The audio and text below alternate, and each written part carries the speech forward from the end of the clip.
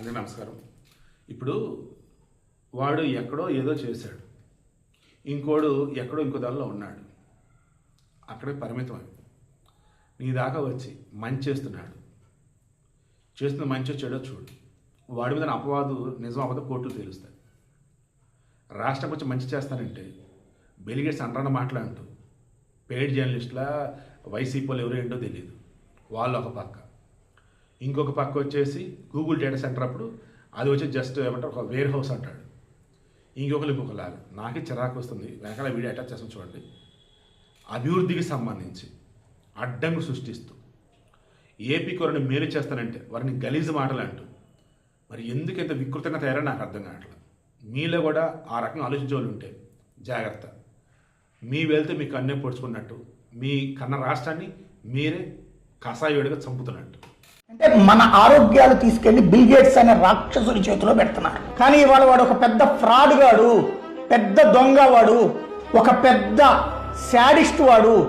వాడిని అనవసరంగా నెత్తిని పెట్టుకుంటారు. అసలు ఆ డేటా సెంటర్ అంటే ఏంటో సింపుల్ గా మనం చెప్పాలంటే అదొక గోడౌన్ లాంటిది. అంటే మొత్తం అరేంజ్మెంట్లు చేసేసి బయటకు వెళ్ళి తాళం వేసి బయట ఒక గూర్ఖాన్ని కూర్చోబెట్టేస్తే గోడౌన్ పని అయిపోద్ది. కాలేజీలు తీసుకున్నోడిని మాత్రం మనం అధికారంలోకి వచ్చిన వెంటనే 2 నెలలు తిరగక మునిపై అందరు జైళ్ళల్లో ఉంటారు. ఆ కాలేజీలు తీసుకున్న వాళ్ళు మాత్రం. నా కర్మ కాకపోతే ఆంధ్రప్రదేశ్ కి ప్రపంచ స్థాయి రాజధాని ఎందుకయ్యా స్వామి? అంటే ఢిల్లీ కన్నా పెద్ద రాజధాని అనమాట, అంతేగా? ఏంటో అంత గొప్ప మనం, నాకు అర్థం కాలేదు. సింగపూర్ లాంటి రాజధాని, యూకే లాంటి రాజధాని, ఇంకా లండన్ లాంటి రాజధాని ఎందుకంటే మనకి నెత్తినేసి కొట్టుకోనా?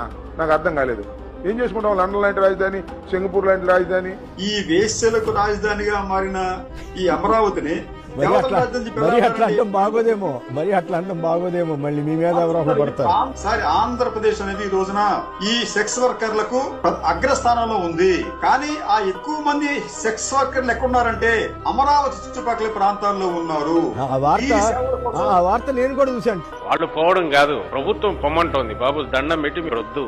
వచ్చింది ఎట్ట చెడగొట్టాలి, ఉన్న పరిశ్రమలు ఎట్ట తరిమేయాలి, డేటా సెంటర్స్ ఏదో అయిపోతుంది అంటారు. ఇప్పుడు వాళ్ళు అదే చెప్తున్నారు కదా, చెట్లు రావు, వేడి ఎక్కువ వచ్చేస్తుంది. అసలు అందరికీ ఏంటంటే ఉన్న పరిశ్రమల్ని ఎట్లా పంపించేసేయాలి, ఎలా లోకల్ ఇష్యూలు క్రియేట్ చేయాలి, వాళ్ళు అహర్నిశలు ప్రయత్నిస్తున్నారు. వాళ్ళే పిల్స్ కూడా వాళ్ళే వేయించారు. టీసీఎస్ పైన కాగ్నిసెంట్ మేము భూములు ఇస్తే దానిపైన పిల్లు వేయించింది వైకాపా. కోర్టు ఏమనేది ముట్టుకెళ్ళేసింది. సింగపూర్కి వెళ్తే సింగపూర్ ప్రభుత్వానికి మెయిల్స్ పెడతారు. నేను ఇప్పుడు ఆస్ట్రేలియాకి వెళ్తున్నాను, అది వాళ్ళు అక్కడ కూడా మెయిల్స్ పెడతారు. లేదంటే నేను గూగుల్ వాళ్ళు కూడా ట్వీట్లు పెట్టారు, నేను మీరు చూస్తే కొంతమంది వైకాపా ఇట్లనే చేస్తారు. అంటే వాళ్ళకి వేరే పనేం ఉండదు, పెట్టుబడులు రాకుండా చేస్తారు.